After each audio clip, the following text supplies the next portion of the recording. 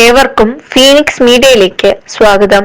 കൊല്ലം ചടയമംഗലത്ത് പട്ടികജാതി യുവാവിനെ കാട്ടാക്കട പോലീസ് ആളുമാറി പിടികൂടി മർദ്ദിച്ചെന്ന പരാതിയിൽ കാട്ടാക്കട SI മനോജിനെതിരെയും 2 പോലീസുകാർക്കെതിരെയും ചടയമംഗലം കുഴിയം സ്വദേശികളായ മനോജ്, വിഷ്ണു എന്നിവർക്കെതിരെയും കണ്ടാലറിയുന്ന മറ്റൊരാളിനെതിരെയും Chadayamangalam SHO N Suneesh FIR register ചെയ്തു. കൊല്ലം ചടയമംഗലം കല്ലുമലയിലാണ് സംഭവം നടന്നത്. തിരുവനന്തപുരം കാട്ടാക്കട SI മനോജ് ഉൾപ്പെട്ട സംഘമാണ് ചടയമംഗലം കല്ലുമലയിൽ താമസിക്കുന്ന അഞ്ചൽ വിളക്കുപാറ സ്വദേശി പുളിവിള വീട്ടിൽ 41 വയസ്സുള്ള സുരേഷ്, 32 വയസ്സുള്ള ഭാര്യ ബിന്ദു എന്നിവരാണ് മർദ്ദിച്ചതായി മുഖ്യമന്ത്രിക്കും ഉന്നത പോലീസ് ഉദ്യോഗസ്ഥർക്കും പരാതി നൽകിയത്. സംഭവവുമായി ബന്ധപ്പെട്ടാണ് ചടയമംഗലം CI റിപ്പോർട്ട് സമർപ്പിച്ചത്.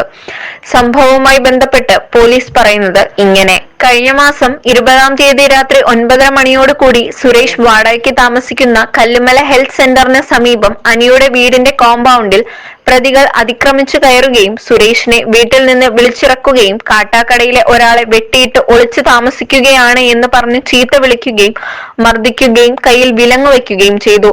തടയാൻ വന്ന ഭാര്യയെ തള്ളി താഴെയിട്ടു. തുടർന്ന് ഇയാളെ ജീപ്പിൽ കയറ്റി കൊണ്ടുപോയി.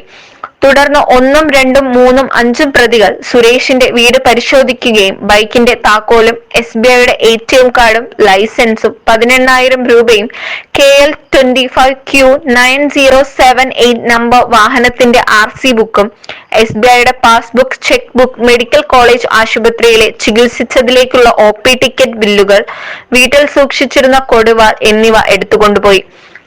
പട്ടികജാതി വിഭാഗത്തിൽപ്പെട്ട ആളാണെന്ന് അറിഞ്ഞുകൊണ്ട് അപമാനിക്കണമെന്നുള്ള ഉദ്ദേശത്തോടുകൂടി ചീത്ത വിളിക്കുകയും മർദ്ദിക്കുകയും ജാതിപ്പേര് വിളിക്കുകയും ചെയ്തു എന്നുള്ളതാണ് FIRൽ രേഖപ്പെടുത്തിയിരിക്കുന്നത്.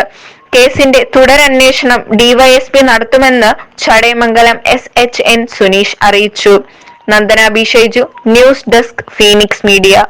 ഞാനും ഭാര്യയും വീട്ടിൽ കിടന്നുറങ്ങിയ സമയത്ത് ഈ പോലീസുകാർ ഗുണ്ടകളെയും കൊണ്ടുവന്ന് ഒരു ആക്രമണവും കാണിക്കേണ്ട കാര്യമില്ല. എൻ്റെ പേരിൽ നിലവിലുള്ള ഒരു കേസോ കാര്യങ്ങളോ ഒന്നുമില്ല.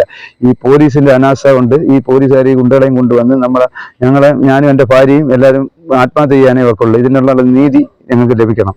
ഇത് എന്നെ പോലുള്ള ഒരു സാധാപ്പെട്ട പാവങ്ങൾക്ക് ഇത് ഇനി ആവർത്തിക്കരുത്. അവര് ഈ നിയമം ചെയ്യേണ്ട നിയമപാലകരാണ് ഈ ഗുണ്ടകളെയും കൊണ്ടുവന്ന് എന്നെ വീട്ടിൽ കയറി ഈ ഭീഷണിയും കാര്യങ്ങളും പഠിച്ച് അതിനെ എനിക്ക് ഏത് അറ്റം വരെ പോയാലും എനിക്ക് നിയമം ശരിയാക്കി തരണം എന്ന് പറഞ്ഞാൽ ഞാൻ ഒരു തെറ്റും ഞാൻ വെറും നിരപരാധിയാണ്.